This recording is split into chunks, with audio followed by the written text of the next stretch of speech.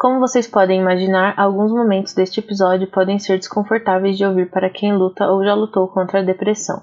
Então, se você acha que vai ficar muito mal quando a gente falar sobre isso, talvez seja melhor pular o episódio. A Casa Elefante contém conteúdo adulto. Se você não sabe da voz rouca na escuridão do Expresso de Hogwarts, melhor não ouvir esse podcast.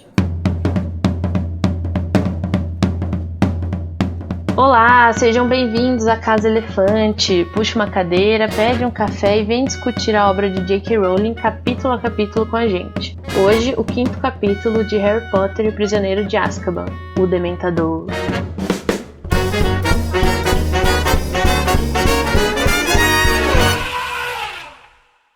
Nossos episódios sempre levam em consideração os acontecimentos de todas as obras do mundo bruxo já publicadas. Então, se você não sabe quem é R.J. Lupin, vai terminar de ler e depois você volta aqui, tá bom? Eu sou a Nayara Sevestiuk, eu já peguei meu chocolatinho aqui, tô preparada. E eu tô aqui com a Larissa Andrioli, que jurou que não vai sair por aí procurando por Black, né, Larissa? Por favor, prometa para todos nós. Eu vou tentar manter essa promessa aí, né?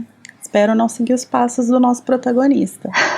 E também tá aqui com a gente a Luísa Zanferdini, que acabou de sair toda sorridente, serelepe pimpona da sala da Minerva. Sim, estou muito, muito feliz. Luísa, por que você tá toda sorridente? Bom, primeiro porque essa é a minha estreia aqui no podcast como membro efetiva. E segundo é porque é segredo. Ai, credo. Teremos um capítulo chamado O Segredo de Luísa. E hoje vamos falar sobre uma viagem turbulenta, os benefícios do chocolate e vamos conhecer também alguns professores novos.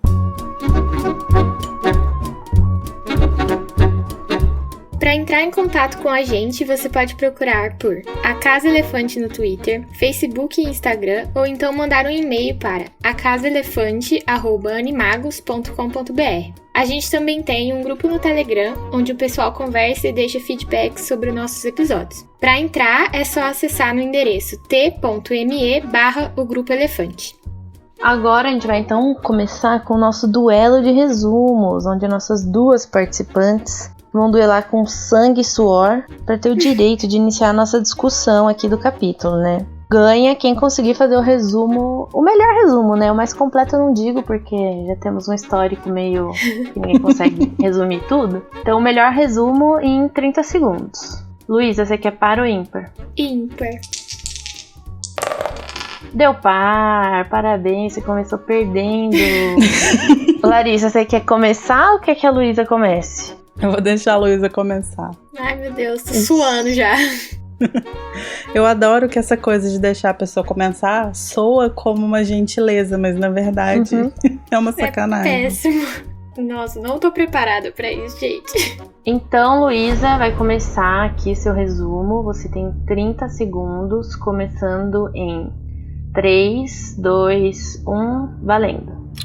O Harry escuta a senhora Weasley e o Sr. Weasley conversando. E aí o Sr. Weasley tenta falar pra ele do que era, não dá certo. Aí eles vão pra King's Cross, tentar pegar o trem. Tentar não, né? Pegar o trem dessa vez. E aí o Sr. Weasley vai contar pra ele que ele precisava falar, que era que o Black tava atrás do Harry.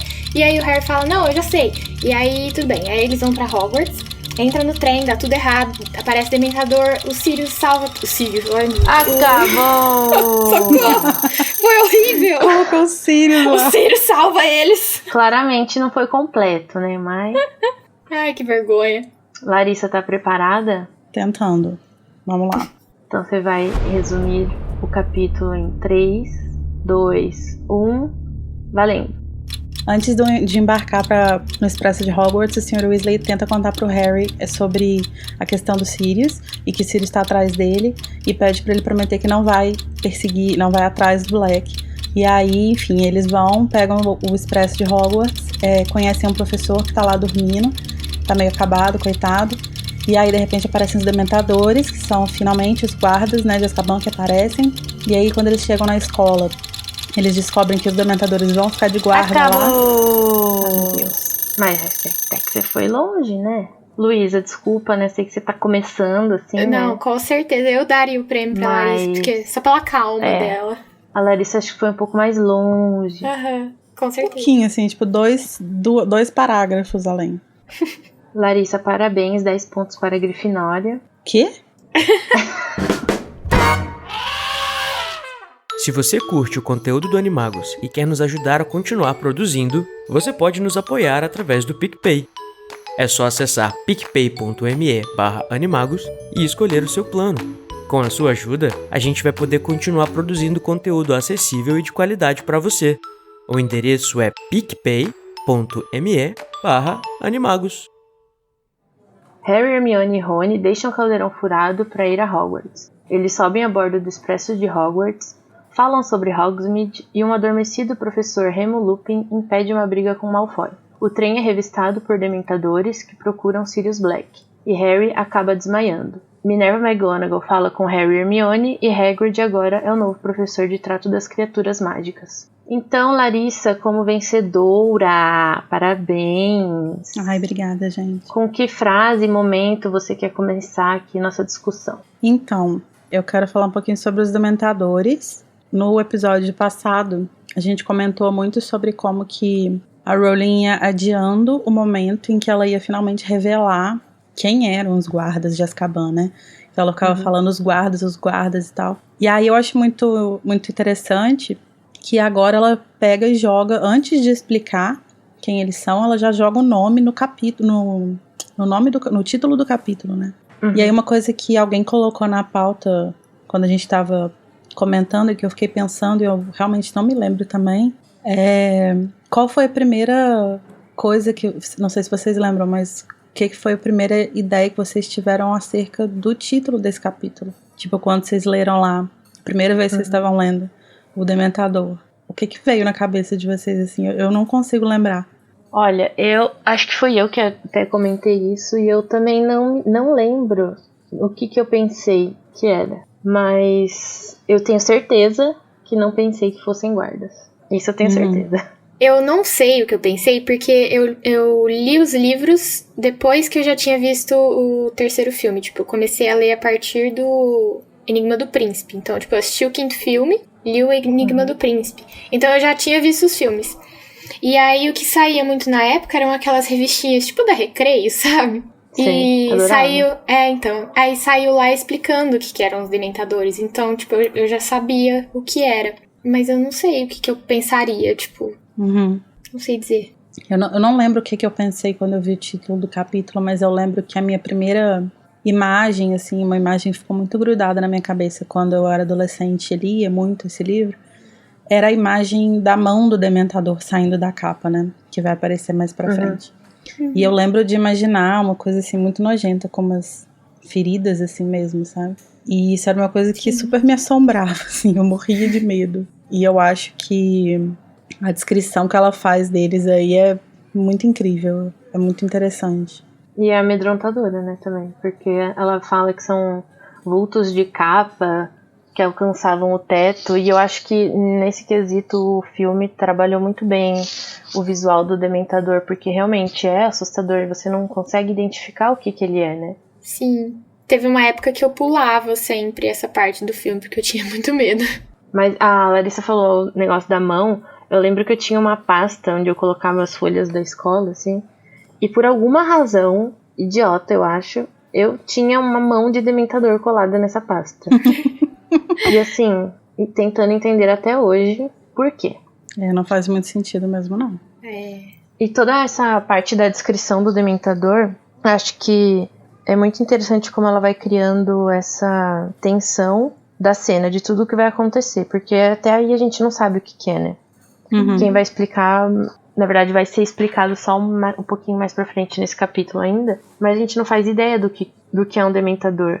Na verdade, a gente não faz ideia daquilo que tá chegando é um Dementador. Não, e é uma tensão muito interessante como é que ela vai criando, porque a aparição mesmo do Dementador, ela vai ser precedida ali por uns 3 parágrafos, mais ou menos, em que vão acontecendo uma série de coisas sem explicação e que eles vão ficando incomodados, e assim, o trem parou. Mas o trem parou por quê? A gente já chegou? Não, a gente não chegou. Uai, que esquisito. Nossa, tem alguém mexendo lá fora. Nossa, apagou a luz. Então, Então, assim, ela vai construindo pequenas coisas, que são coisas estranhas, coisas que não acontecem no Expresso normalmente, e que vão construindo esse cenário pra, de repente, aparecer essa criatura com essa mão nojenta, né? E Até é bizarro. tem um momento meio Trapalhões, né, nessa parte, que é que tudo fica escuro, daí a Hermione vai ver o que é, daí ela tromba na Gina, aí a Gina entra, senta no colo do Harry, aí o Neville entra, ele senta no bichento, aí fica todo mundo, não senta aqui que eu tô aqui, e vai causando todo esse rebuliço, mas pra vir depois e ser um negócio super pesado, né, parece que não é nada, mas depois vem e toda a carga do Dementador, a presença dele, é muito pesada e afeta todo mundo, né. Sim.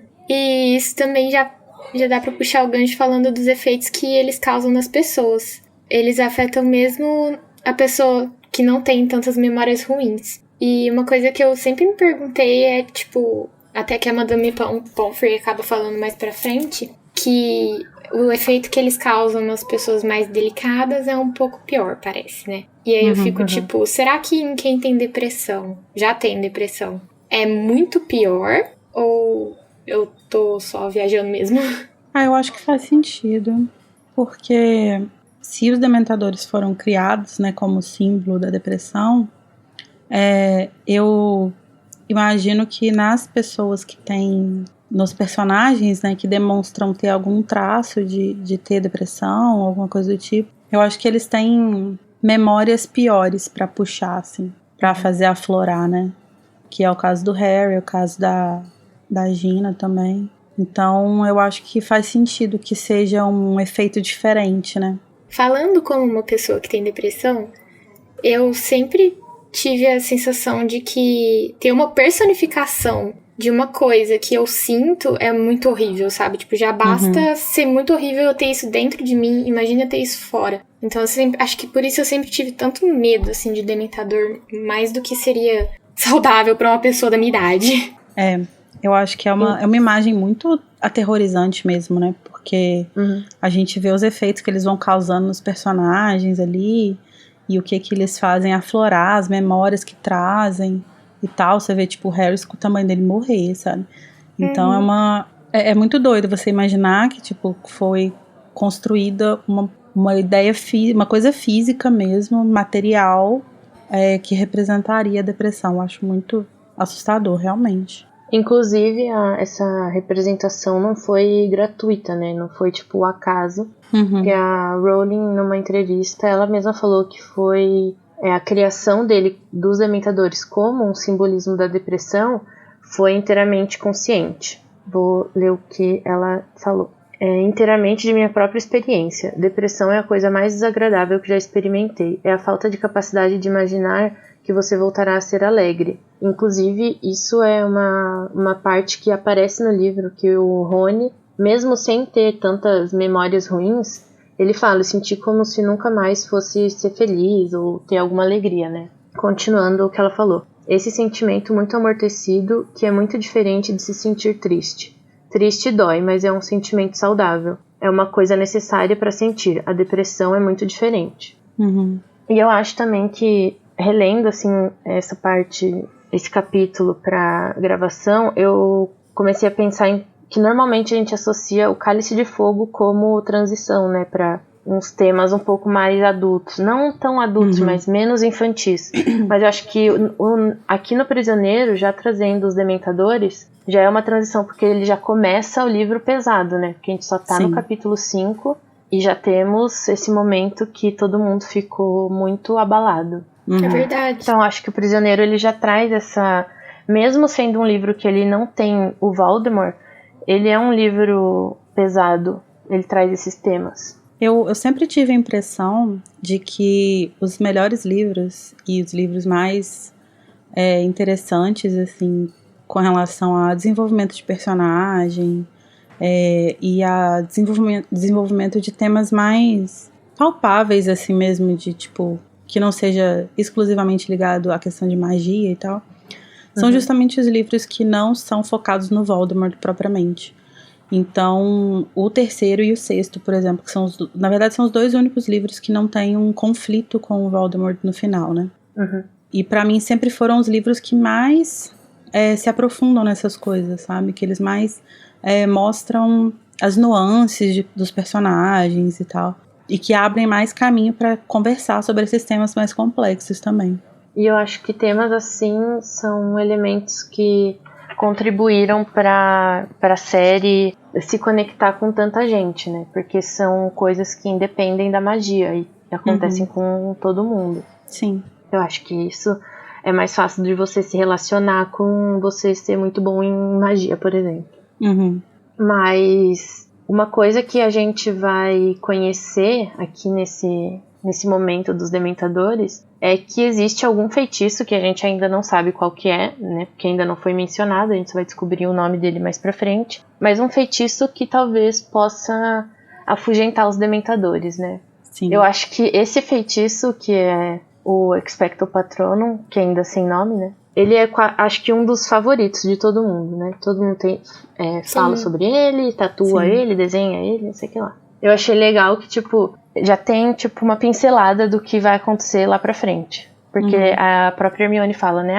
O professor murmurou alguma coisa e eles saíram. Então, pode ser alguma coisa que vai ajudar mais pra frente, ainda mais sabendo que os Dementadores vão estar em Hogwarts. E tem uma outra coisa que eu particularmente amei, né, nesse capítulo, é que chocolate serve pra você se recuperar, e quem não gosta de chocolate, né? E é uma parada que não é uma viagem da Rowling, né? Tipo, tem base científica mesmo, assim. Isso é muito massa. Os efeitos do chocolate, até aqui no mundo trouxa, é muito utilizado, né, gente? Sim. Inclusive, no finadíssimo Pottermore, tem um trechinho falando sobre as propriedades de melhora de meio, entre aspas, cura, né? Que na verdade não é uma cura, é algo mais a curto prazo do chocolate. E eles falam também que é algo conhecido tanto no mundo bruxo quanto trouxa. Só que assim, você usar o chocolate como um remédio a curto prazo, ok, mas você não consumir só isso e na verdade buscar outras formas de lutar contra os dementadores e também da depressão, né? É sempre bom você procurar um especialista, alguém que vá realmente te ajudar e não só ficar comendo chocolate, que também não é muito saudável, né? O famoso empurrar a sujeira pra baixo do tapete. Gente, mas vocês não acham muito curioso que a Rowling tenha tido a disposição de criar os dementadores, a disposição de criar a ideia do chocolate, de inventar um feitiço, de não sei o que, de escrever esse negócio no Pottermore, mas não colocou um terapeuta no mundo bruxo, gente? Como que não existe um psicólogo nesse lugar? Olha quanta coisa que não poderia ter sido evitada, ou sei lá, Será amenizada. que os bruxos não acreditam? Será? Mas é muito pesado mesmo, porque, tipo, quando você pega no terceiro livro aqui já, a gente tem a questão da depressão na figura dos dementadores, que atingem o Harry e tal, não sei o quê. Aí quando você pega no quinto livro, por exemplo, no início, a gente vê claramente que o Harry tá com síndrome do estresse pós-traumático, sabe? Tipo, ele tá completamente gatilhado com aquele monte de coisa. Ele tá assombrado por ter visto o Cedrico morrer e tal. E não tem uma pessoa que senta com esse menino e ajuda ele. O Dumbledore ainda resolve, tipo assim, vou ignorar ele aqui. Quem vou sabe, dar mais problema pra ele? Não tem um bruxo das poções psiquiatra também pra fazer uma poção que ajude as pessoas. Fazer um remedinho, né? Mas na verdade existe no universo das fanfics, né? Adoro. É muito comum, principalmente em fanfic de angst, né? Que são essas fanfics mais de... como traduzir angst? Não sei. Uma fanfic mais sofrida, assim, tipo, que não é uma fanfic de romance. De sofrência, mas de sofrimento mental, assim mesmo, sabe? Uma fanfic sem finais felizes e tal. É muito normal que os personagens sejam viciados justamente em poções. Tipo, aquela poção do sono sem sonhos. Então, é muito comum os personagens aparecerem como viciados nesse tipo de poção, porque é o que faz eles conseguirem sobreviver aos traumas. Entendeu? Nossa, o Harry é o maior viciado das fanfics que eu já li, gente. Ele era muito viciado nessa poção. Não, todo mundo, cara. É impressionante, assim. Os campeões, eu acho, né? O Harry, o Snape muito, O Lupin já veio pra caramba também. E na verdade isso é como o próprio uso do chocolate, né? Você tá só mascarando aquilo, você não tá resolvendo. Por isso, procurem um profissional, psicólogo, pra te ajudar. Uhum. E aí, quando a gente tá falando sobre essa questão de como lidar com os dementadores, né, e consequentemente com a depressão, tem um momento em que o Dumbledore, quando ele tá falando sobre a presença deles na escola, né, ele fala sobre a natureza deles, né, e ele fala assim: os dementadores não se deixam enganar por truques nem disfarces, nem mesmo por capas de invisibilidade. Não faz parte da natureza deles entender súplicas nem desculpas. Então, pegando a analogia da depressão, né, eu acho que isso tem muito a ver com o fato de que a partir do momento que você tem depressão, tipo assim, não existe uma culpa, sabe? Tipo, não existe nada que você possa fazer com relação a... Ai, que difícil falar isso, porque parece que eu tô falando que não tem jeito, assim, de se tratar, mas não é isso. Tipo assim, não adianta você ficar tentando se falar pra si mesmo, de tipo assim, se eu fizesse tal coisa, se eu tivesse feito tal coisa. Isso é uma doença, não adianta você ficar lidando com ela de forma... leviana. Como se fosse um coaching, sabe? Você tem que lidar com aquilo de uma forma efetiva.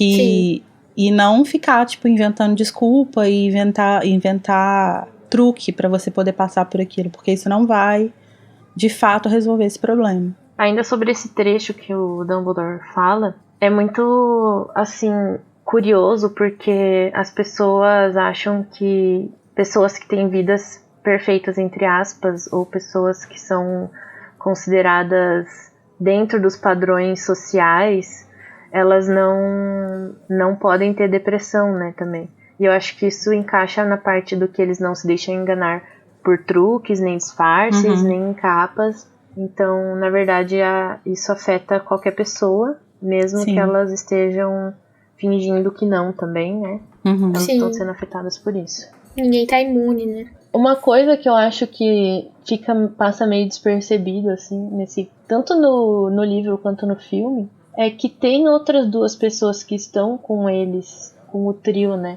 dentro do vagão ali, e eles são meio esquecidos no churrasco. Se vocês forem pensar, eu acho que eles estão sempre no mesmo vagão que o trio, na verdade. E é a Gina e o Neville. Eu acho muito curioso que nesse momento, né, nessa cena que tá rolando aí, a gente tem duas pessoas que têm uma vivência normal, digamos assim, muito entre aspas, mas tipo assim, sem nenhum grande trauma, e que estão aí junto com o Harry e tal.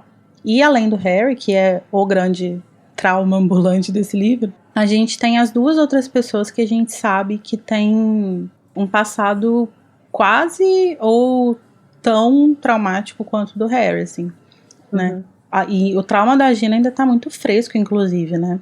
Não tem nem... Sim, não passou nenhum ano de tudo que aconteceu no... não, deve ter, tipo anterior. assim, 3 meses desde que ela se livrou do Riddle, né? E a forma como ela aparece nesse trecho aí dá muita dó, né? Porque ela ainda tem 12 anos, deve estar revivendo tudo na cabeça dela. Coitada. Sim.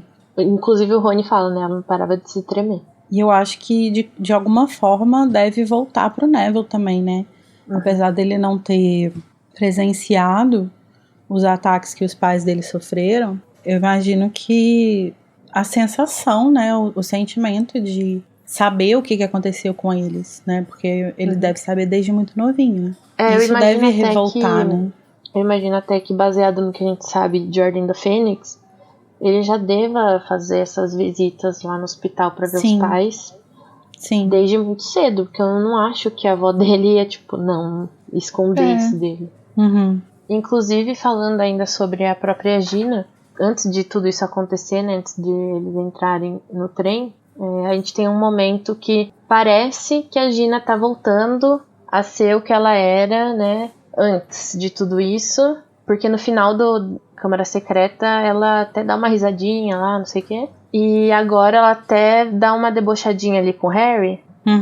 Os dois debochados. Eu amei esse casal, gente. Perfeito. Você é muito Rini shipper, né? Demais. Ai, meu Deus. Eles estão ali debochando do Percy, né? Então mostra, ela meio que tá um pouco desinibida do que baseada no que a gente via pela visão do Harry, né? Mas que a gente sabe que, na verdade, ela já era assim, pelo que o Rony contou pro Harry como ela era. De ser meio falante, não sei o que lá. Sim. É a verdadeira Gina. É.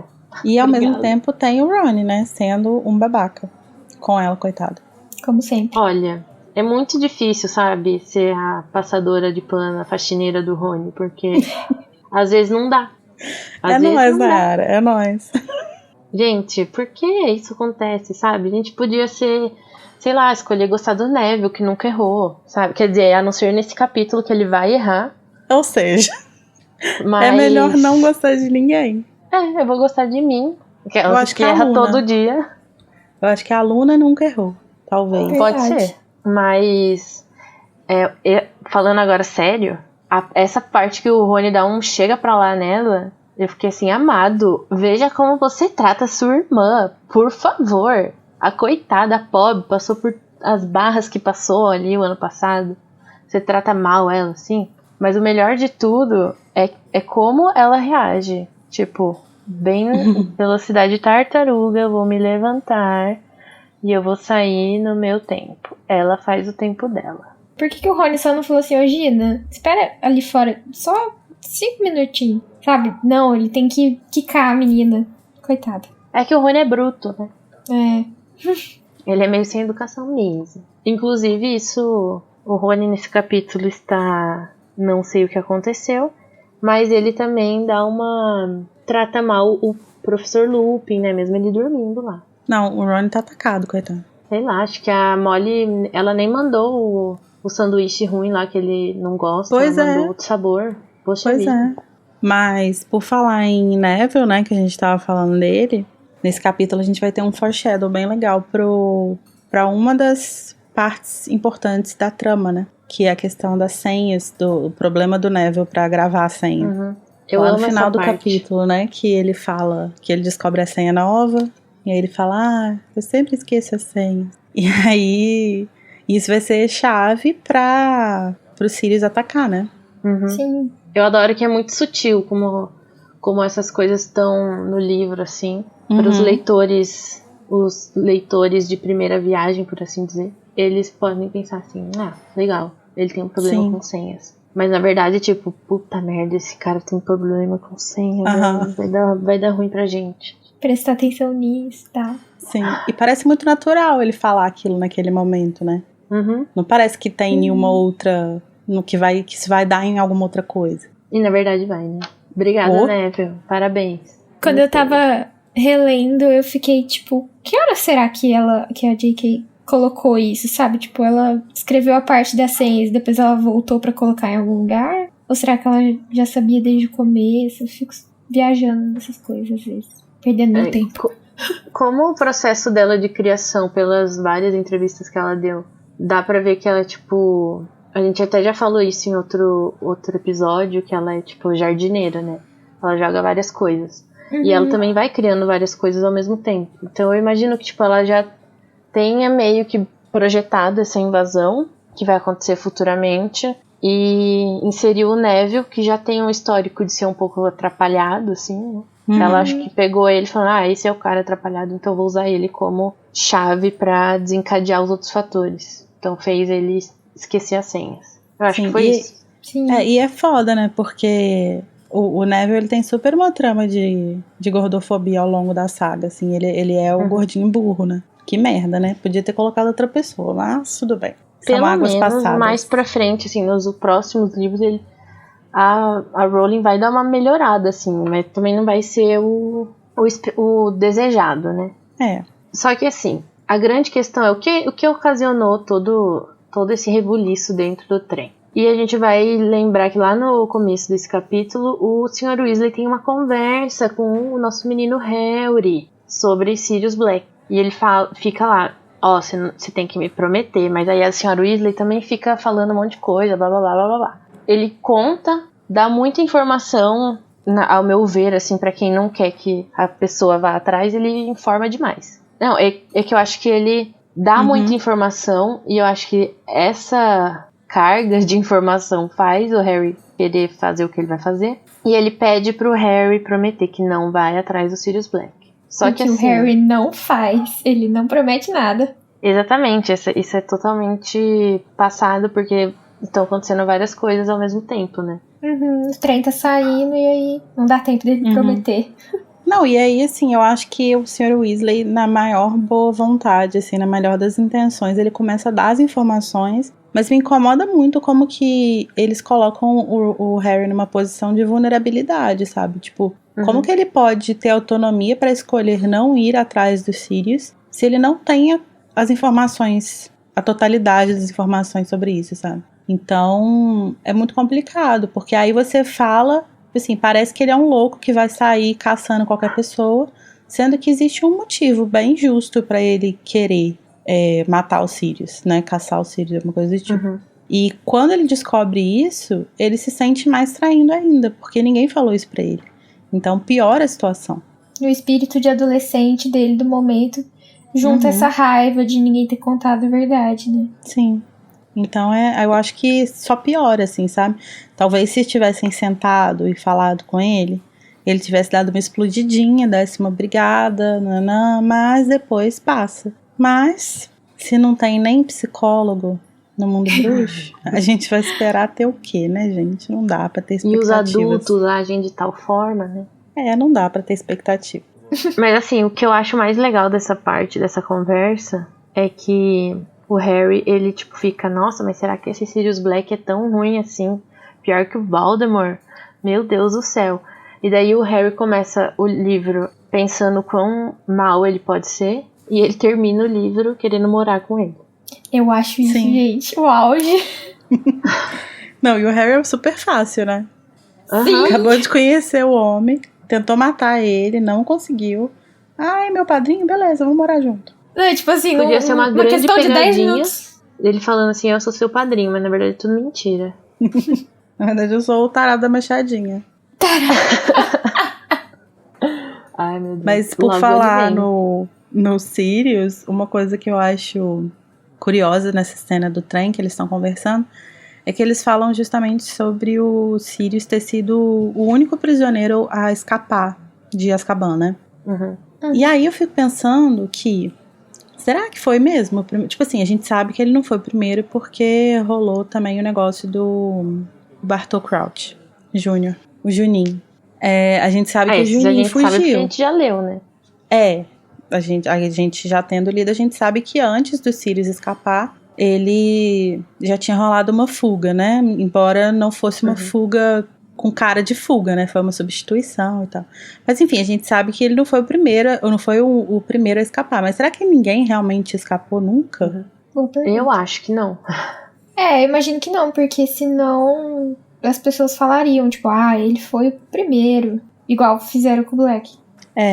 Mas é curioso, né? Tipo, é um sistema de segurança, de encarceramento, assim, tão bizarramente forte, né?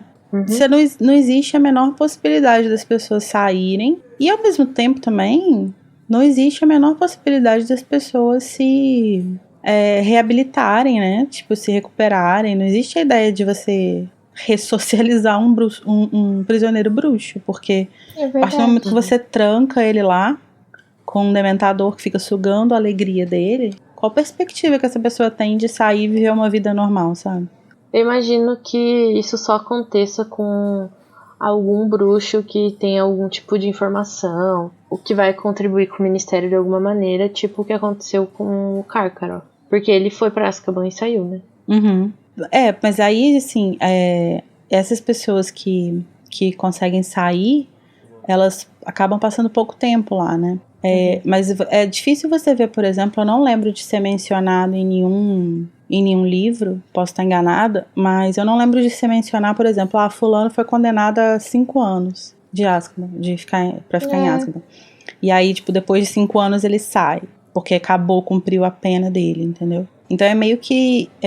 a sensação que eu tenho quando eu leio sobre a prisão é como se todos os prisioneiros lá fossem condenados à prisão perpétua, de alguma forma, e meio que indiretamente condenados à morte também, porque ou você morre lá, de velhice, ou você definha e, tipo, né, não consegue viver mesmo. Ou você, sei lá. Ou você acaba sendo solto. Tipo, eu tava lembrando agora do Hagrid, que ele acaba indo para Azkaban por uma coisa que nem foi tão séria assim, na verdade.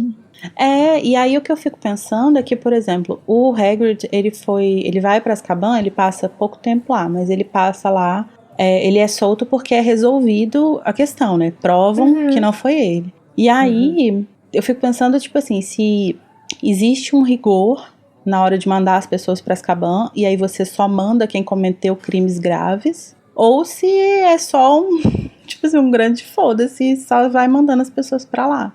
Eu tenho a impressão que é a última. O que eu acho que acontece é que quando a pessoa é, sei lá, pega de alguma maneira, tem um julgamento, só que não tem uma investigação. Então, tipo, o que vota nesse julgamento é a sentença da pessoa, independente do que vai acontecer ou não.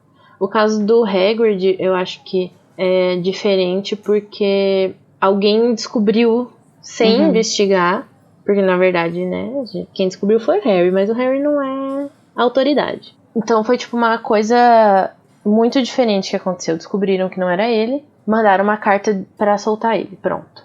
Mas, não, por exemplo, não teve uma investigação a fundo do próprio ministério pra saber o que realmente aconteceu. Então, eu acho que é muito injusto até algumas prisões. E também não me lembro em nenhum momento de falarem se é por algum tempo que a pessoa fica ou se é pra sempre. Eu imagino que seja até a pessoa morrer, de alguma maneira. A não ser que aconteça de descobrirem alguma coisa ou essa pessoa poder ajudar de alguma forma. É o que eu acho. Mas é muito interessante discutir esse tema, né? Mas eu acho que a gente vai se aprofundar no texto sobre Azkaban do Pottermore depois. E aí acho que a gente pode discutir melhor isso mais pra frente, né? Uma coisa que a gente pode discutir agora é o bisbilhoscópio.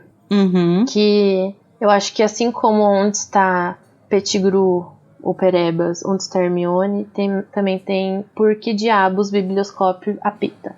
Porque no trem ele começa a apitar, né? Sim. Sim, eu acho que existem várias possibilidades, todas fazem sentido e ao mesmo tempo todas não fazem sentido. É porque pode ser tudo ou nada. O fim é o começo, e o começo é o fim. Isso. E ninguém tem mais certeza nenhuma de nada, gente, é isso. Esse é um resumo de Harry Potter e Prisioneiro de Azkaban. A gente vai pular desse capítulo para o próximo, o primeiro de Cálice de Fogo. Beijos. Mas, o que você acha? Por que ele começa a apitar? A opinião do Rony é que ele tá com defeito, né? Mas o Rony acha que ele tá com defeito toda hora, e na verdade ele não tá. Sim. É porque na Por que deu um negócio com defeito? Foi ele que comprou, e ele disse que foi muito baratinho. Mas eu discordo, eu acho que tem coisa aí. Duas coisas pra mim são as possibilidades. Um, que ele sentiu o rolê do Dementador. Sim. E o outro, o Perebas. Porque pra mim o Perebas é o negócio que faz apitar mais toda hora. Eu acho que o que faz mais sentido, assim, porque existe a possibilidade dele tá apitando talvez pro Lupin, né? Tipo... Ele acordou. Ele tá só fingindo dormir e tal. Mas eu acho que o que faz mais sentido na trama geral do livro é realmente ele tá apitando pro Perebas. É o que eu acho. É porque nesse momento que o coisa apita, eu achei aqui no capítulo, eles estão falando dos Sirius. Então essa é mais uma possibilidade, assim, que ele fala assim, ninguém tinha fugido antes, ele ainda era um prisioneiro de segurança máxima e tal. E aí a Hermione fala dos trouxas também estarem procurando os Sirius e tal. E aí é quando eles percebem que tá apitando. E aí talvez isso tenha a ver com o fato de que eles estão tratando os Sirius ali como uma pessoa, como uma pessoa perigosa, quando na verdade ele não é. Eu acho que na verdade esse bisbilhoscópio ficou maluco com tanto de coisa que ele podia apitar. Pode e aí ser. ele simplesmente começou a porque eu acho muito doido o conceito de eu acho bisbilhoscópio. que o Harry é o perigo. Ele é quase quase um Veritaserum, assim, sabe? Ele parece uma parada muito forte. Então, como que ele tem conhecimento disso tudo, assim, sabe? Como que ele consegue analisar toda e qualquer informação que tá ao redor dele? Tipo um lembrol, assim, que fala, tem alguma coisa, mas ele não fala o quê. Mas eu acho o bisbilhoscópio mais complicado ainda, porque, por exemplo, se ele estiver apitando pro fato deles estarem falando que o Sirius é culpado, como que esse objeto registra a informação de que, na verdade, ele não é culpado? Tipo, onde que isso está? De onde que ele capta isso, saca? Ele é um objeto senciente. Ele é a Sibila, né? Pronto, essa é a explicação. É magia, por isso. É magia, exatamente. Acho que é uma explicação mesmo. Mas eu queria muito um bisbilhoscópio. Você falou que o Lupin poderia ser um possível motivo pra ele ficar bem doido. E falando no próprio, pode entrar o rei. Nunca errou, só quando errou. Só quando errou. Em Relíquias da Morte falamos sobre isso. A gente é apresentado a esse personagem que tá dentro do vagão e ninguém sabe quem é, a não ser Hermione. Por quê? Porque ela é uma sabe-tudo? Não, porque ela tem o quê? Noção, espacialidade, entendeu? Ela é uma pessoa observadora, atenciosa. Exatamente. Porque o Rony, em seu ápice da burrice, não teve a capacidade de olhar o malão e ver que tinha um nome escrito lá. Então ele pergunta, quem é esse fulano aí? E a gente descobre que ele é RJ Lupin. Aí, pra variar, o Rony já começa a julgar o Lupin pelas vestes dele, coitado. Mesmo o próprio Rony usando vestes de segunda mão, ele julga o Lupin pela aparência dele, coitado. Tadinho do Lupin. Cristal lapidado. Mas é que eu imagino que a descrição do Lupin não ajuda muito ele, né? Porque ele até aparece com uma aparência meio cansada, sei lá. E doente. Sim. Uhum. Ele parece... ele é descrito como desgastado, né? E eu sempre li ele mesmo como se fosse tipo uma roupa que você usou muito. E ela foi desbotando, sabe? Uhum. Mas pra mim o Lupin tem isso, assim. Ele tem uma cara de roupa gasta. Não é só a roupa, né? Tipo, porque as roupas dele são muito gastas mesmo. São velhas, são remendadas e tal. Mas eu acho que o fato, por exemplo, dele ser muito jovem, mas ele já ter cabelo branco, por exemplo, ele parece estar sempre muito exausto, né, com olheira e tal, ele tem cicatriz no rosto também. Então, acho que tem a ver com isso mesmo, assim, essa leitura que o Rony faz, apesar de ser uma leitura desnecessária e precipitada. E as roupas dele não são, assim, o que você esperaria de um bruxo, né, como descreviam antes, que eles são meio extravagantes. É muito, tipo, sei lá, cinza, marrom, assim, que eu acho que o filme representou super bem. Parabéns, eu amei, eu amo o Lupin dos filmes. Mesmo esse filme não sendo perfeito. O que eu fiquei pensando também, o que eu sempre fico pensando, na verdade, quando eu leio sobre o Lupin, é que, como a Larissa falou, ele é muito novo, tipo, ele tá com 33 anos quando a gente conhece ele. E... Um baby.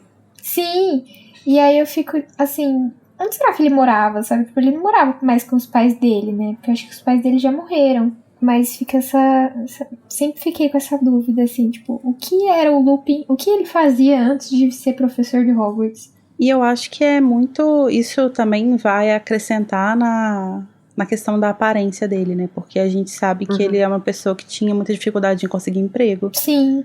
Por ser lobisomem e tal. Então, eu acho que é bem possível que, se os pais dele tivessem morrido, que ele morasse talvez na casa deles, na casa que eles deixaram, algo do tipo. Que talvez só por isso ele tivesse um lugar pra morar, porque ele parece ser uma pessoa que passa realmente necessidade, assim. Eu não consigo nem pensar onde que o Lupin mora, gente. Mas eu imagino que seja, tipo, na minha cabeça ele mora, tipo, numa cabaninha, assim. Não numa cabana de acampamento, mas tipo uma casinha humilde, sem muita decoração, sabe, na casa. Ele mora na casa do namorado dele, lá em Spinner's End. Mas a Luísa trouxe essa questão e eu fiquei pensando agora que a gente não sabe muito sobre o passado do Lupin. A não ser quando ele foi transformado e depois agora que ele chegou e que ele realmente não conseguia arrumar um emprego devido à condição de lobisomem. Sim. Será que ele tem o auxílio? R$600? Definitivamente ele precisaria. Com certeza. Também acho. Às vezes, pelo que ele fala também mais pra frente, que a Lily ajudou ele e o Thiago também. Às vezes ele teve esse help aí, né? Dos amigos. Dormir no sofá. E assim, eu não queria comparar, né? Mas o Malfoy também é uma pessoa que vai julgar o Lupin. Eu não tô comparando o Malfoy com o Rony, tá, gente? Mas já comparando, assim, Ai, gente, o Malfoy pra mim, ele é desprezível demais. Nossa. Eu não aguento essa criança. Eu também não tenho paciência, não. E a forma, eu super imagino ele assim, sabe? Tipo, com o narizinho empinado, olhando pro professor de baixo, de cima a baixo. Uhum. Tipo, professor, lixão. Ai, bostinha. Gente, ai, que nervoso que eu tenho. Ai, eu tenho muitos problemas com o Draco. Enfim.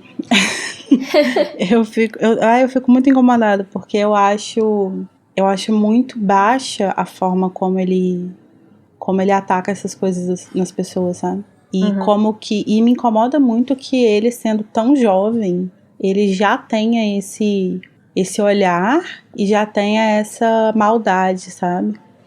Então eu fico pensando mas isso em é uma como coisa que ainda que a gente vai ver muito acontecer. Não, que a gente com só certeza. está no terceiro livro. Com certeza. Mas eu fico pensando, tipo assim, como que deve ter sido a criação desse menino. Imagina esse menino, sei lá, com 5 anos de idade, pegando a bengala do pai dele e batendo nos elfos, sabe? Eu imagino uma coisa assim. Ai, no pavão.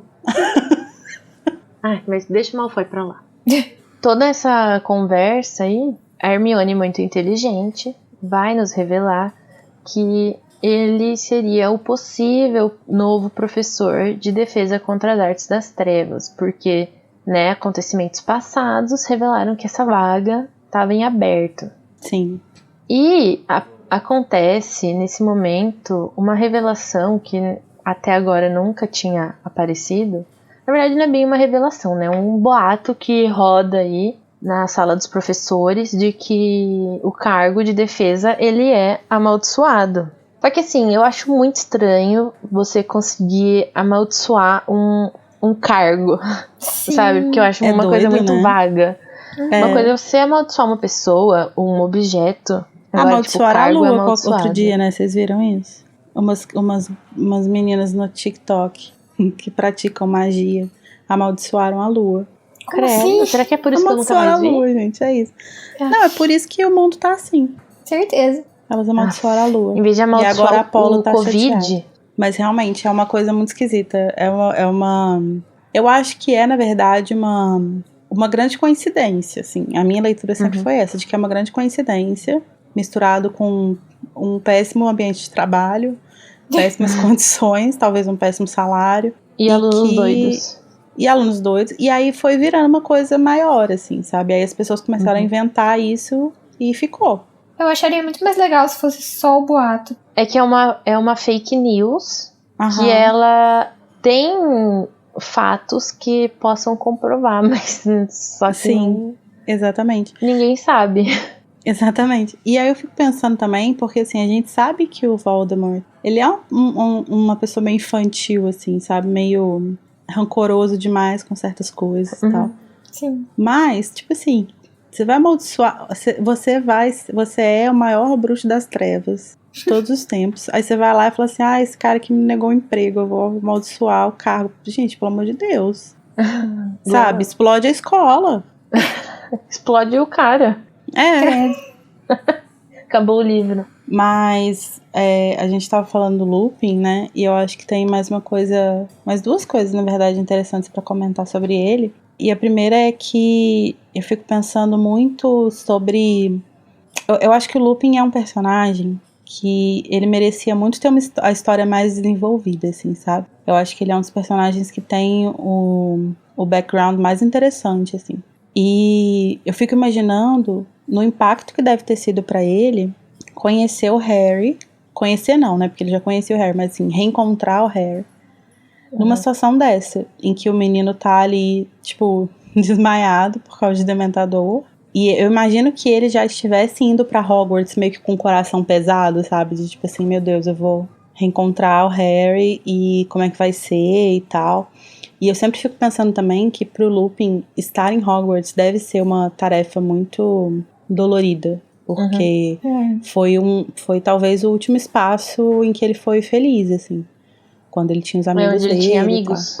Exatamente. Então, E eu imagino que também. já fosse uma coisa dolorosa pra ele, sabe? Estar indo pra lá de novo, agora com um amigo morto, o outro também morto, né? Entre aspas, que ele acha que morreu. o outro que teria matado esses 2 amigos e ainda tá preso, e ainda dá de cara com o filho de um desses amigos, que tá também todo nesse rolê aí de Voldemort, tal, que ele tá sofrendo também, tá. Então eu imagino que seja muito doloroso pra ele. E eu acho que até dentro da cena que aparece o Dementador no vagão, eu acho que de alguma forma isso também lembrou dele da morte dos amigos, né? Mesmo ele não estando lá quando isso aconteceu. Uhum. Mas isso deve afetar de alguma maneira, assim como o que aconteceu com o Neville, né? Que ele não estava quando os pais foram torturados, mas ele é afetado por causa disso.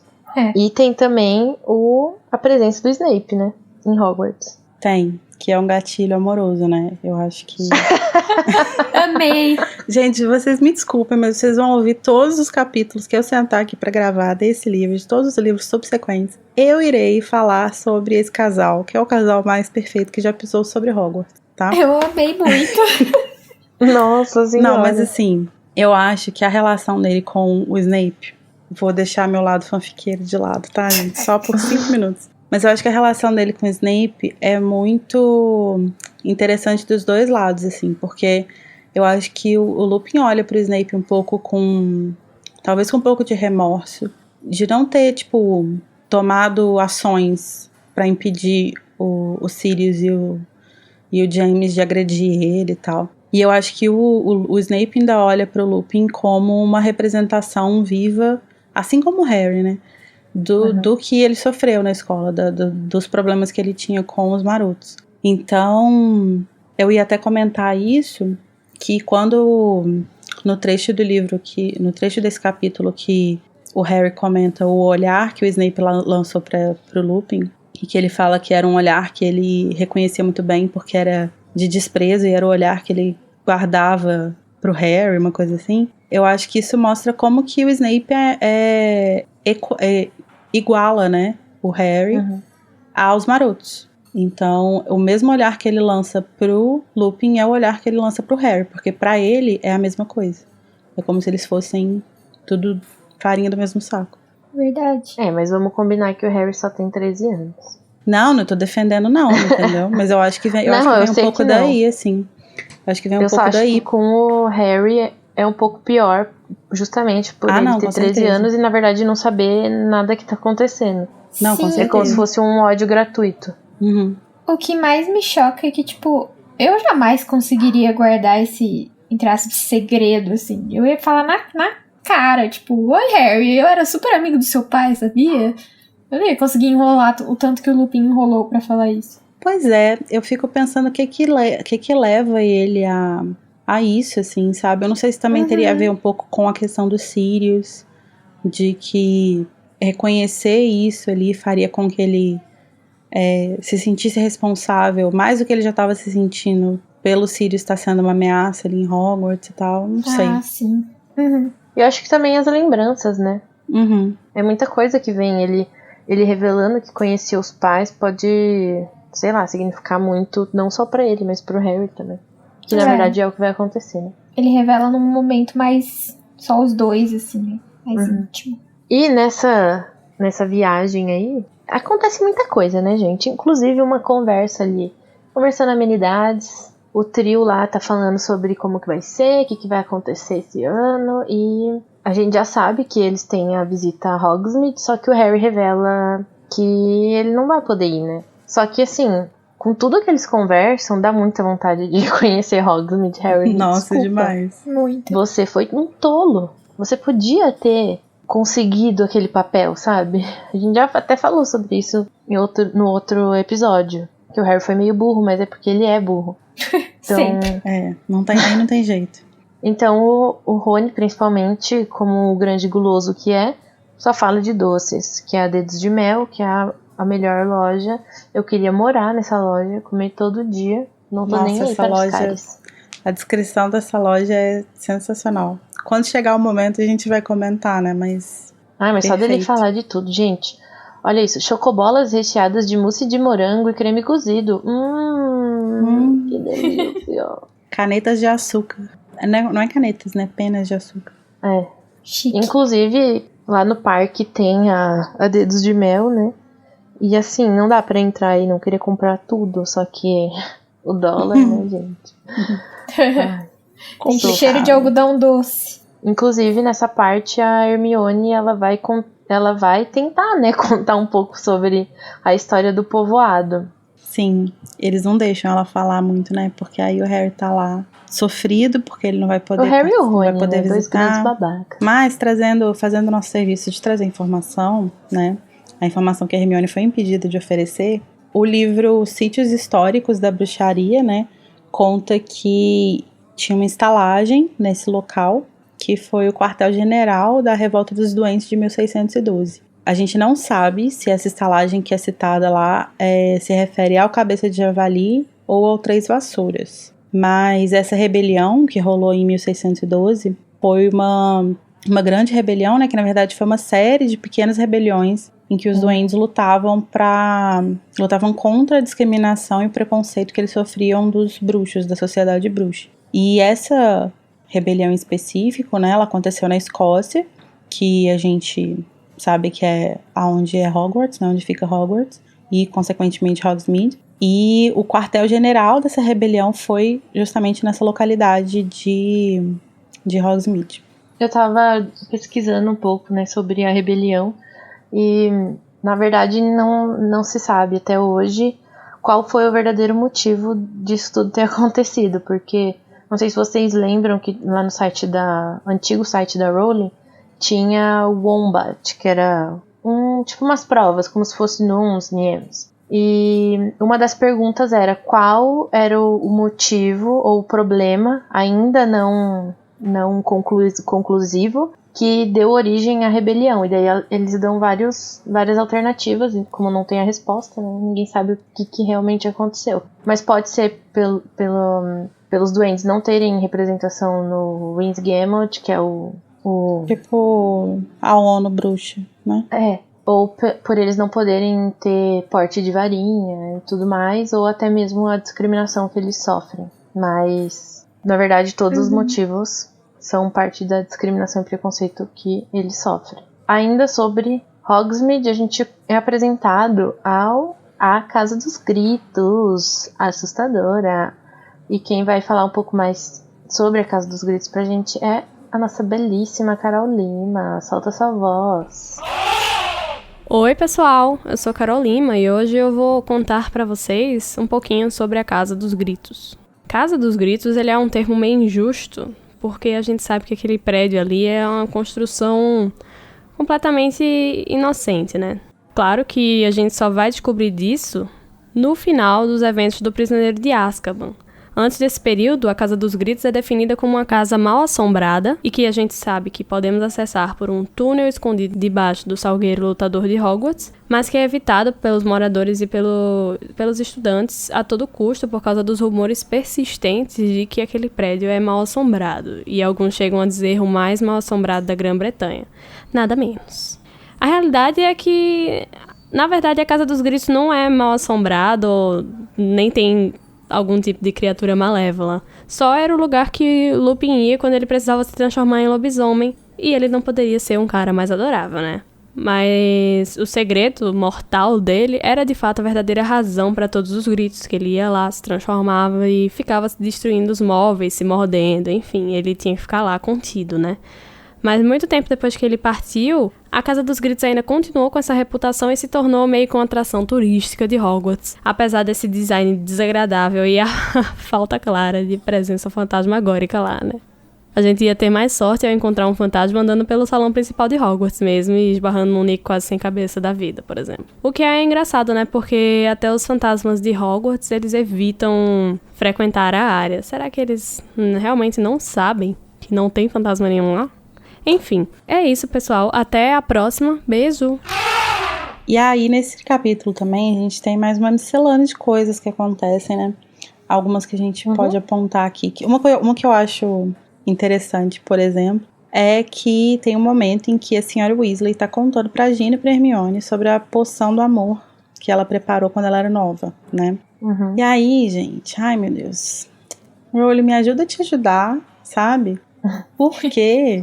que ela tem que insistir nesse clichê, gente, das mulheres sendo as pessoas que conversam, preparam e se interessam por poção do amor, sabe? Eu acho tão desnecessário. Inclusive, isso vai se repetir em Enigma do Príncipe, né? Lá na Sim. loja dos gêmeos, que a Hermione e a Gina estão vendo sobre poção do amor e não sei o que lá, e eu acho isso uma grande babaquice. Sim. Até porque nenhuma delas precisa de poção do amor, né? É, gente, acho que a Gina precisa de poção do amor. A Gina pega todo mundo possível.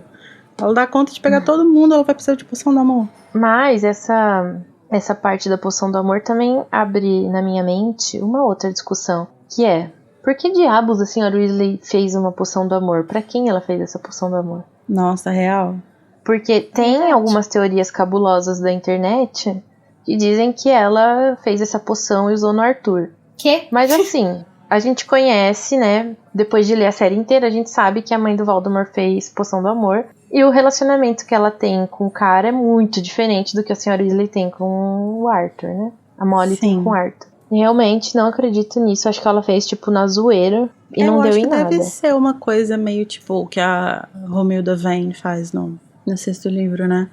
De tipo, você fazer, às vezes era um outro crushzinho que ela tinha ali, e às vezes não deu certo, ou deu certo, mas tipo, passou o efeito e ela deixou pra lá, não se interessou mais e tal. Eu acho complicado sugerir que ela... Nossa, que demais. ela deu poção do amor pro Arthur. É tão complicado porque eles são tipo um casal meio que perfeito, óbvio que não é, né? Mas, sei lá, eles são tipo... tiveram 7 filhos e tudo mais, e todos parecem ser assim, ter um pingo de noção, não sei, que nem o Voldemort e tal. Menos o Percy. Inclusive falando em Percy, super chatôncio aparecendo. Nossa, gente, A pomba insuportável. Percy. Outra pequena coisinha, né, que aparece assim nesse capítulo, dentro dessa miscelânea de pequenas coisas, são os carros do Ministério, que eles aparentam ser carros mágicos mesmo. Tanto que o Harry, ele até comenta que não sabe como que o carro fez tal coisa, ou como que o carro conseguiu ultrapassar o outro. Gente, eu acho que tá muito claro que é por causa do Harry, né? Sim, sim. É o que faz sentido. É tipo o Diário ali. da Princesa. Tanto que depois o Sr. Weasley fica colado no Harry até ele entrar no trem. Literalmente. Finalmente eles aprenderam uma lição no livro passado, que tentaram fazer os meninos passarem por último na barreira da 9 3/4. E aí deu errado, né? Então agora o Sr. Weasley resolveu passar junto com o Harry. E isso fica muito explícito nesse capítulo, que eles falam o tempo todo que o Sr. Weasley tava com o Harry. O Sr. Weasley tava com o Harry. Mas isso deveria ter acontecido sempre, né? Porque como que você deixa as crianças pra trás, sendo que você vai atravessar uma barreira e você não consegue ver o que tá acontecendo? Eles poderiam ter sido sequestrados. Não faz sentido nenhum. Mas o que é engraçado é pensar que, tipo, ele tava mais preocupado com o Harry do que com os próprios filhos dele. Assim, é essa impressão que eu fico. Eu acho que ele, naquele momento ali, ele meio que foi dado essa missão, né? De ser, tipo, o adulto responsável pelo Harry Potter. É uma puta responsabilidade, né? Então eu acho que é meio que por isso, assim. E eu acho que isso veio direto do Ministério, sabe? Tipo, uma ordem. Então faz sentido ser o Sr. Weasley. Porque ele tá dentro do Ministério. Sim. Tem outra coisa que acontece nesse capítulo que aparece mais de uma vez e que eu acho interessante, porque é uma coisa que, enfim, gera uma discussão enorme, que a gente pode buscar evidências em todos os livros e tal, e conversar melhor sobre isso um dia, que não vai ser nesse capítulo, mas passando assim rapidamente, é muito curioso ver como que o Harry fica incomodado. Ele se demonstra incomodado mais de uma vez por sofrer mais do que as outras pessoas perto dos dementadores, né? Parece que os efeitos deles são mais fortes nele. E ele fica batendo nessa tecla de tipo assim, eu não sou delicado, eu não sou frágil, eu não sou não sei o que, E isso mostra como que é um traço de uma masculinidade tóxica mesmo, né? De que tipo assim, gente, você tem 13 anos, tem uns ser do capeta aqui, ó, puxando sua alegria. Tudo bem você ser delicado, sabe? Tá tudo ok. Pode ficar, pode desmaiar, tá tudo bem. Eu só consigo pensar que tá ok ele ficar mal, porque principalmente ele ouve a própria mãe dele gritando. É que é uma coisa muito Ainda mais na época que foi escrito o livro, acho que nem se falava muito sobre esse assunto. O quão está ok, o quão ok é você demonstrar estar, tipo, vulnerável. Sofrendo, vulnerável, ainda mais sendo homem, porque isso é só esperado da mulher, né? Quem desmaia é a mulher, quem fica chorando é a mulher. Sim. E na verdade não, todo mundo sofre, todo mundo tem suas questões e tá tudo bem também. E eu acho que talvez isso me incomode tanto nesse livro, assim, por aparecer, porque eu acho que, na verdade, o Harry, ele é muito um exemplo do oposto, assim, sabe? Ele, ao longo dos livros, ele se mostra pra um menino adolescente crescendo nos anos 90, eu acho que ele é bem aberto, inclusive, assim, eu acho que ele é um exemplo muito positivo, inclusive, pra homens que cresceram lendo Harry Potter. E eu acho que isso vai aparecer depois também na questão do que vai ser discutido mais profundamente quando chegar na parte do bicho-papão, mas o bicho-papão do Harry ser um dementador, que é a personificação da depressão e também ser o medo, né? O medo em si. Sim. Que é o que o Lupin comenta com ele, que é muito, na verdade, sensato você ter medo do próprio medo, sendo você uma pessoa que vivenciou tantas coisas ruins. Você não quer mais viver isso, mas você ter passado por todas essas situações e ter essas cicatrizes, não só a cicatriz física que ele tem, mas emocional, não tem problema. E tudo bem, quer um abraço, Harry? Eu te dou um abraço. Sim. Tem uma outra coisa que aparece nesse capítulo também, que eu acho legal, é que, como no primeiro livro, eles chegaram em Hogwarts de barquinho, né? Eles atravessaram coisa de barquinho. E no segundo livro, eles chegaram em Hogwarts de carrinho, e não como os outros alunos normais. Essa é a primeira vez que a gente vê que a gente vê em texto as tais carruagens puxadas por nenhum cavalo, né? Por um cavalo invisível, por uma coisa do tipo. E isso é legal de ser pontuado aqui, porque é a primeira vez que isso vai aparecer, aí no quarto livro já aparece de novo, pra no quinto livro a gente levar o choque de, eita, tem um bicho muito esquisito aqui. Sim. Ai, gente, eu acho muito legal isso. Eu amo todo o rolê dos testralhos, eu acho sensacional. Eu acho lindo também. Aí temos o momento onde está a Hermione. Sim. Que ela aparece sorrindo depois de uma conversa com a professora McGonagall. Serenidade no olhar de quem vai mexer com as timelines de todo mundo, né? Loucura. A própria Dark. Não, assim, eu acho... cada vez que eu leio esse livro me parece mais absurdo você colocar um negócio desse na mão de uma menina de 13 anos. Mas eu imagino não pensar muito nisso. Mas eu imagino que a Hermione devia estar muito feliz mesmo, porque pra ela, aquilo ali não era uma potência destruidora, assim, sabe? Tipo, não era uma parada perigosa. Embora eu acho que ela entendesse sim os riscos, mas assim, eu acho que aquilo ali era só meio que uma chave pra ela poder estudar tudo que ela quisesse. Sim. Né? O que eu acho mais legal é sempre a pessoa que tá lendo pela primeira vez. Porque até lá no Segredo de Hermione, que é lá pro final do livro, você não faz ideia do porquê ela tava feliz, o porquê que ela aparece do nada nas aulas.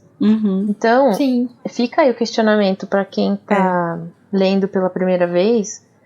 Conta o que vocês acham, o que vocês acharam que era, porque que ela tava saindo sorridente. Porque... eu não consigo lembrar o que eu achava. Também não. Eu achava que era, tipo, sei lá, ela ia conseguir alguma coisa relacionada às notas, ou ela conseguiu um prêmio por ser a melhor aluna, sei lá, mas nunca ia imaginar que ela ia voltar no tempo. Né?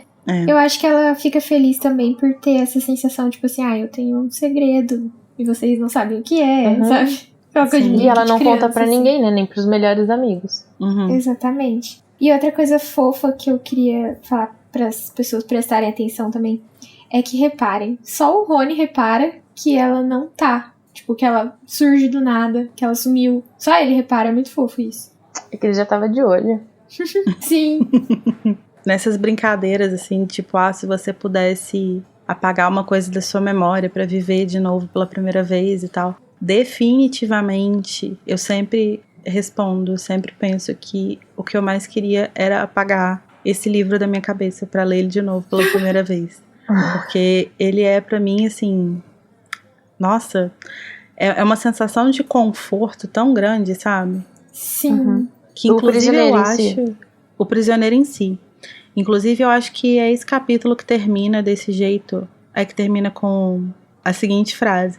Quando chegaram ao dormitório redondo com as camas de coluna que já conheciam, Harry, olhando a toda a sua volta, se sentiu finalmente em casa. E Nossa. é esse livro tem essa sensação pra mim. E especificamente ele em português, com todos os Arlias, com todos os... Meu Deus do céu, gente, o que você tá fazendo aqui, Leo Wyler? O que é isso, Rocco? Todos os problemas. Esse livro, pra mim, ele é uma sensação de casa mesmo, assim, tipo, de um abraço quentinho, familiar. Sim, totalmente. Pra mim também. Ai, pra mim não, mas eu fico feliz por você. Pra mim, foda-se, pra mim é uma merda, é o pior livro que eu já li na minha vida, mas que bom que vocês Não estão acho felizes. pior, não. Mas eu muito feliz por vocês encontrarem seu lar, tá? Mas você tem algum livro de Harry Potter que tem essa sensação pra você? O meu favorito de todos é O Enigma do Príncipe. Pra mim, é o que eu leio, é o que eu mais li, com certeza. Ai, nem sei explicar. Mas O Enigma toda vez que eu leio ele, parece que é a primeira vez que eu tô lendo. Eu consigo rir nas mesmas horas, tipo, eu consigo chorar na mesma hora que eu chorava toda vez. Sim. E eu acho muito louco e eu fico muito triste de ser o pior filme de todos. Nossa, sim. Ai, gente, desculpa, eu sou a pessoa que gosta do filme. Mas o livro é sensacional mesmo. Sabe uma coisa que eu gosto muito nesse livro, O Prisioneiro de Azkaban? É que a gente vai conhecer um novo professor que é super problemático ele como professor, porque vocês vão descobrir mais pra frente. No próximo capítulo, é o nosso inclusive. querido Rúbio. Sabe o Rúbio? Rúbio. Que já foi esquecido esse nome. Esqueci. Ele mesmo. Graças a Deus, né? O Hagrid. Então lá no final do capítulo a gente vai descobrir que o Lupin é professor de defesa, como eles chegaram a essa conclusão, né, lá no trem, Sherlock Holmes que são, e o Hagrid vai ser o novo professor de trato das criaturas mágicas, substituindo o professor Kettleburn. Mas quem é esse professor? Aonde vive, o que come? Bom, essa informação eu não tenho, mas o nome dele é Sylvanus Kettleburn. E ele se aposentou no final do segundo ano do Harry, né, no final do ano anterior, para poder aproveitar melhor os membros que ainda lhe restam. Eu acho que é uma decisão sábia. Porque realmente deve ser uma profissão muito de risco, né, com altos índices de acidentes. Perda de mãos. Ele é filho de bruxos, tá? E ele era da Lufa-Lufa quando ele estudou em Hogwarts. E de acordo com a Rowling, ele era um homem entusiasmado e ocasionalmente imprudente, parece até o Hagrid, cujo grande amor pelas criaturas muitas vezes perigosas que ele estudou e cuidou levou a ferimentos graves a si mesmo e ocasionalmente a outros. Gente, olha só, é um padrão. E além disso, ele também estava meio propenso a subestimar os riscos que tinham ali no cuidado dessas criaturas, né? Como os Okamis, os Grindylows, os Caranguejos de Fogo, que são criaturas que têm certos níveis de perigo, né? Mas que essa galera que gosta de bicho parece que não leva em consideração. As mães de pet. As mães de pet. Então... Ou pai de pet também, tá? Ou pai de pet. Acho que qualquer título de pet. Então ele parecia ser uma pessoa muito adorável, assim, mas ele era excêntrico. Ele tinha um gosto meio esquisito mesmo. Igual o Hagrid. Eu acho muito engraçado que as 3 pessoas que a gente conhece que tem essa relação com criaturas mágicas parecem ser a mesma pessoa. Inclusive, isso só acrescenta pra teoria do Hagrid lufano, porque o Newt é lufano, o professor Sylvanus é lufano. Põe o Hagrid aí, é o trio perfeito. Podia ser uma característica da Lufa-Lufa. Se dá bem com animaizinhos. É verdade. E uma curiosidade, no nosso momento origem de nomes, é que Sylvanus, né, que é o primeiro nome dele, vem do latim Silva, ou na verdade, pronúncia diretamente do meu professor de latim, Silva, né, porque eles não têm o V, eles não têm o som de V em latim, que significa floresta. Então, ele tem toda essa simbologia também da natureza, né, no nome. Tudo muito conectado com os bichos, né? E eles, inclusive, têm um deus, né, protetor das florestas, que se chama Sylvanas. Então agora, depois que a gente já discutiu esse capítulo inteiro, exausta, nós vamos para o nosso momento Avada Kedavra. Aquele momento que dá ódio no nosso coração, que a gente odeia, ou que também não foi tão bom assim quanto os outros momentos. Então, Luísa, fala pra gente qual que é o seu Avada Kedavra, seu momento Avada. Vai pra ninguém mais, ninguém menos do que Harry e Rony cagando pra Hermione quando ela começou a contar a história de Hogsmeade, porque assim, eu queria muito saber mais, eu ia ser muito amiga da Hermione. Eu E entendo. eles ignoraram ela completamente e eu fico muito triste quando eles fazem isso. Às vezes eles têm razão, confesso. Tem hora que ela se excede um pouquinho, né? Mas ia ser tão legal pros fãs, né, saber? Sim. A Hermione é a própria JK, né, gente? Soltando as informações no Twitter. Ela podia fazer isso. Vamos criar um Twitter pra Hermione. E aí ela fica soltando as coisas pra gente poder saber. Hermione News. Eu amei. E você, Larissa, qual que é o seu momento Avada Kedavra? O meu Avada vai no meio do peito desse burguesinho safado que é o Draco Malfoy. Eu não aguento. Eu sou a pessoa que eu tenho coração mole com certas pessoas. E eu tento enxergar, vocês sabem muito bem as faxinas que eu faço. Eu tento enxergar o lado bom das pessoas, o lado ok, o lado, meu Deus, não é um monstro das pessoas. Mas o Malfoy, ele tira a minha paciência. Eu não tenho saco. Eu não tenho saco porque eu acho que ele é um dos grandes responsáveis por essa má fama da minha casa, sabe? Eu fico incomodada. A gente não é burguês safado, todo mundo, tá? Tem um sim, mas não são todos. Mas a maioria, você quis dizer. A maioria, mas a gente tá trabalhando, né? A gente tá trabalhando pra mudar isso. A gente tá tentando melhorar. Bom, o meu momento Avada vai pra uma coisa que a gente não comentou aqui, que eu deixei exclusivo para esse momento. Que é quando o Draco pergunta lá pro Harry se era verdade que ele tinha desmaiado, porque o Neville tá espalhando por aí que o Harry desmaiou. E eu pergunto, qual a necessidade disso, Neville? O que você ganha com isso? O que você ganha Mas com não isso? entendo. Eu acho que o Neville é aquela pessoa que simplesmente não consegue segurar a língua, sabe? Tipo, quando ele Uma vê, ele grande já boca falou. de sacola. Boca de sacola, exatamente. Eu tenho a sensação de que ele saiu tipo assim, gente, vocês viram aquele dementador? O Harry até desmaiou. Nossa, eu fiquei me sentindo mal, sabe? Tipo, ele meio sem noção, assim. Nossa, eu tenho acho que muita deve essa ser isso, impressão. então. Porque, Eu olha, acho que é uma vibe assim. Acho que não foi na maldade, que o Neville é muito bobinho. agora que a gente já destilou o ódio que existia em nosso coração, vamos para o nosso momento Expecto Patronum.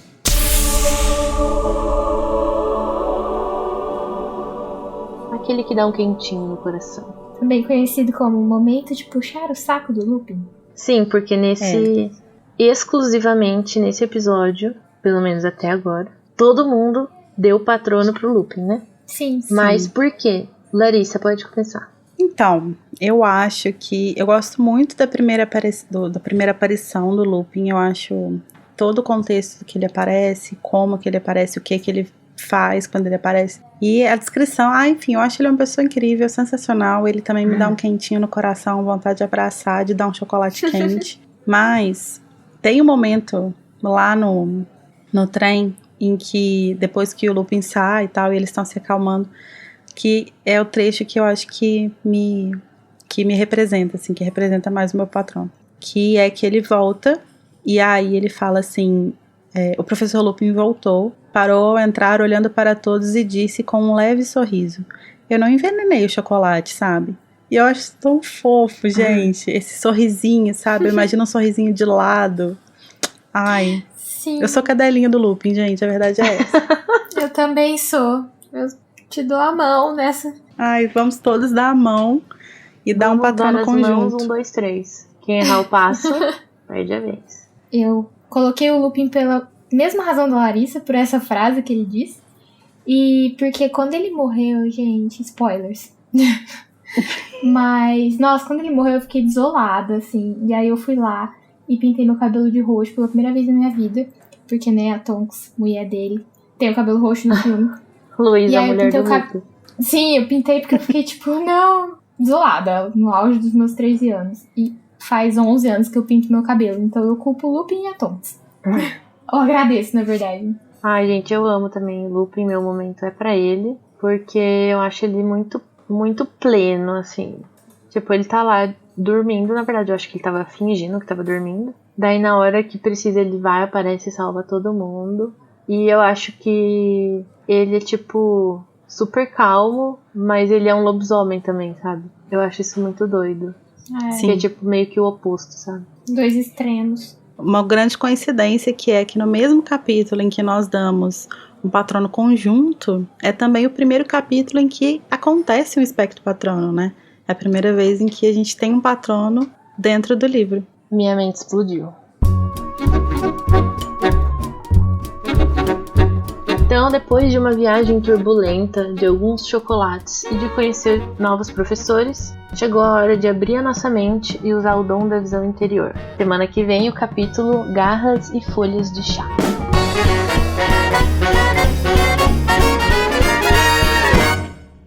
Precisa dar tchau? Acho que não, né? Tchau. Tchau. Acho que não. Eu não lembro de fazer isso. Então vamos dar um tchauzinho. Tchau. Tchau. Tchau. Pronto.